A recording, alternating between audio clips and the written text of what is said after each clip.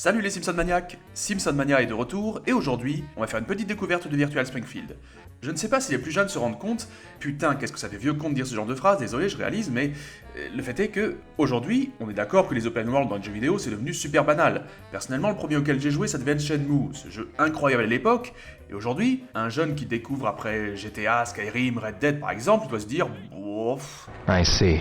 Mais à la fin des années 90, c'était quelque chose un open world de 3D. Et si vous ajoutez le skin Simpson dessus, ça devait vraiment réaliser un fantasme de fan à l'époque. Pouvoir visiter Springfield quoi. En plus, la série a si souvent traité par-dessus la jambe la géographie des lieux, ça permettait pour un fan d'avoir l'impression que ça y est, je sais où se trouve tel lieu.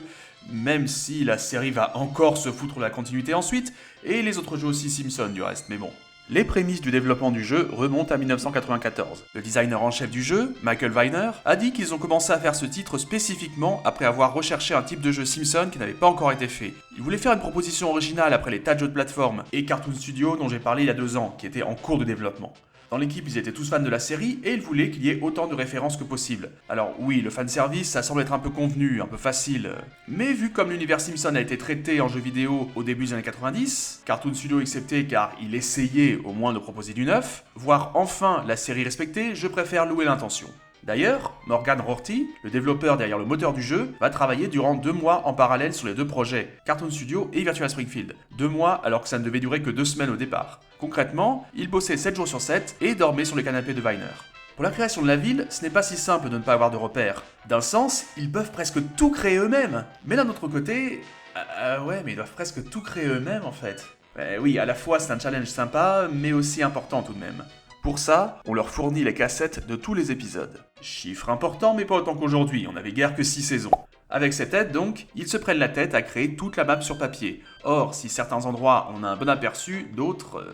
L'équipe qui développe le jeu le fait pour la compagnie Vortex Media Art, mais la boîte est en difficulté. La team de Virtual Springfield a vu progressivement les locaux se vider autour d'elle jusqu'à ce qu'ils ferment leurs portes. Ça aurait dû signer le glas du jeu, mais le studio Digital Evolution, basé à Burbank, a racheté le contrat. C'est un assez gros studio pour l'époque, qui compte plus de 100 personnes, mais plutôt habitué à faire des sites internet. Il n'avait même pas de division spécialisée pour les jeux. Mais donc, la petite équipe de jeunes dirigée par Michael Weiner, vue par le reste des employés comme assez originale, va s'y coller, avec un budget quand même assez faible. Digital Evolution développera donc le jeu, Fox Interactive va l'éditer. Bon, me concernant, j'ai énormément galéré à le faire fonctionner sur mon ordinateur, et même quand j'ai finalement réussi, c'était pas top, parce que la vitesse du jeu variait. Résultat, je vous confesse que si la majeure partie des captures est de moi, pour d'autres, j'ai pris sur YouTube. Tricheur! Tricheur! Donc, on ouvre avec Troy McClure. Phil Hartman fait là sa seule apparition dans un jeu vidéo. Il avait 2 heures pour enregistrer ses répliques, il l'a fait en 1. C'est fini, tu vois ce que c'est, bro? Et on pourrait croire qu'il a traité ça par-dessus la jambe, du coup.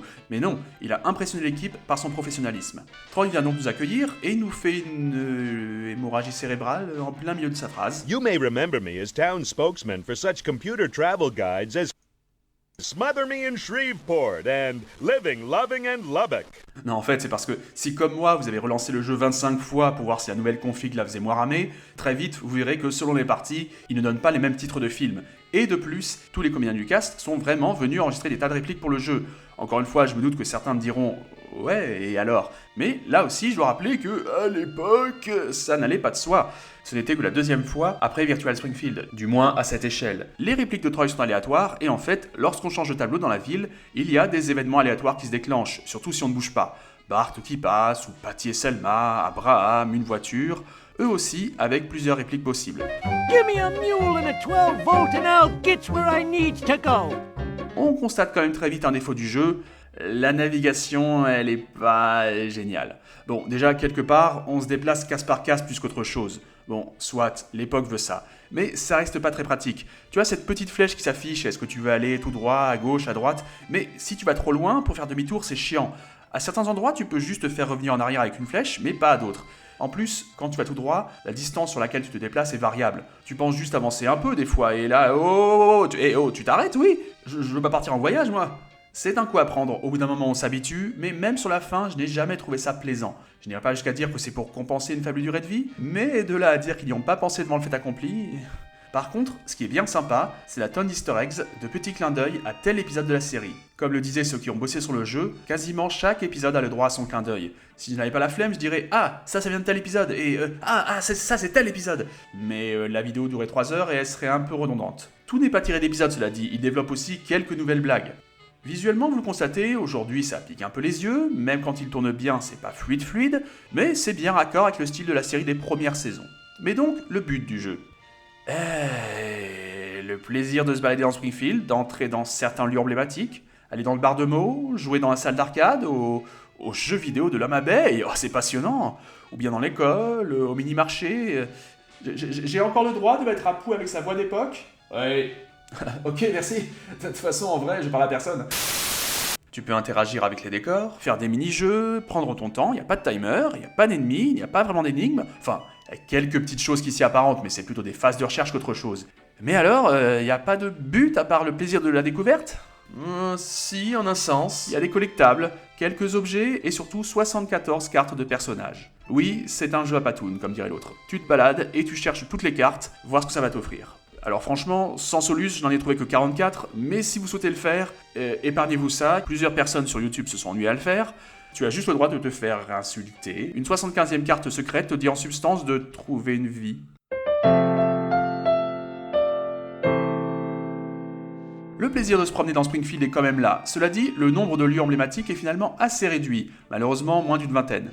Ce qui ne semble pas si mal, mais tu n'as pas tant de temps à y passer. Par exemple, l'école semble très petite, 2 classes et le bureau du proviseur. C'est surtout ces endroits-là qu'on voit dans la série, d'accord, mais enfin... Bon, là je chipote pas mal, il y a quand même pas mal d'interactions. On peut même être transporté dans le futur en allant sur Internet grâce à AOL.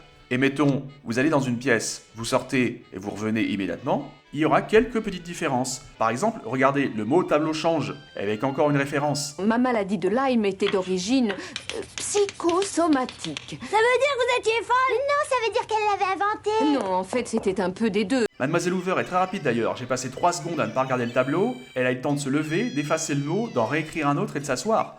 Comme si on était... pas dans la réalité. Le jeu n'est pas censé être en temps réel de toute façon. À un moment c'est la semaine si on considère que les enfants sont à l'école, à un moment on est dimanche si on considère que les gens sont à l'église, et certains personnages sont en mode agent Smith à être plusieurs fois à divers endroits. Question musique, bon bah c'est du midi.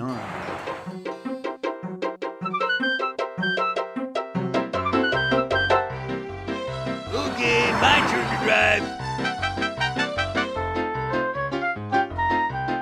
Ça sonne Simpson, y a pas de souci, mais bon, vu la qualité un peu limitée, ils ont eu une bonne idée, la musique, c'est pour l'extérieur. Les scènes intérieures, silence, sauf bien sûr bruitage et dialogue. Bon choix. Et dans ces scènes intérieures, plus encore que dehors, on voit que ce jeu, c'est avant tout une expérience. Il ne faut voir que ça. Il ne révolutionne rien, il est finalement court. Si tu t'y mets, tu fais le tour de l'essentiel en un après-midi. Enfin, oui, je n'ai pas tout collecté personnellement, mais à part un message particulier à la fin, ça ne change pas fondamentalement le jeu. En y jouant 3 heures, j'ai testé 90% des interactions. La replay value est quasiment inexistante, quoi. Il ne faut pas y jouer pendant longtemps pour l'oublier et le redécouvrir. Mais malgré tout, il faut être juste. Déjà, quand on connaît ses conditions de développement, petit budget, petite équipe, comme je l'ai dit, et le fait est qu'on voit la passion qui transpire. Quand je disais qu'il y avait beaucoup de clins d'œil, j'étais en dessous de la réalité, surtout en intérieur. Il y en a une tonne. Les magazines du présentoir chez Apu, des trucs à voir à la télé, dans les bureaux des élèves à l'école, dans les chambres des personnages, dans tellement de trucs. Le petit jeu fait avec amour par des gros nerds et Simpsons, quoi. Oui, objectivement, il est un peu faible. Mais franchement, ce serait dur de lui cracher dessus. Surtout qu'aujourd'hui, vous le trouvez en abandonware. Ce n'est pas comme si vous pouviez encore hacker 400 francs en magasin. Et encore que je dis ça, mais vous l'avez pu l'acheter que dans certains pays, et en tout cas, pas en France. Il débarque aux USA en septembre 97, et c'est de là que vient la fameuse réplique de la maison des Simpsons, dont vous avez sans doute souvent entendu parler, même en dehors de mes vidéos. C'était une promo pour le jeu. Même si personne dans l'équipe de développement n'était au courant. Ils ont découvert ça en même temps que tout le monde. Les gens de l'éditeur, Fox Interactive, posaient avec Matt Groening devant la baraque, et eux, les développeurs, ceux qui avaient vraiment fait le jeu, ils étaient là... ok, c'est quoi ça ? Logiquement, les retours ont été corrects sans être exceptionnels. Tout le monde trouvait ça cool de pouvoir se balader dans Springfield, tout en trouvant ça malgré tout relativement limité sur pas mal de points. Globalement, les joueurs l'ont apprécié et l'équipe reste fière du travail accompli. C'était assez ambitieux pour l'époque et beaucoup moins banal que tant de jeux à licence. Si vous parvenez à le faire fonctionner, bon courage mais sait-on jamais, je maintiens, il y a moyen de passer 2-3 heures sympas, en curiosité assez datée mais quand même fun.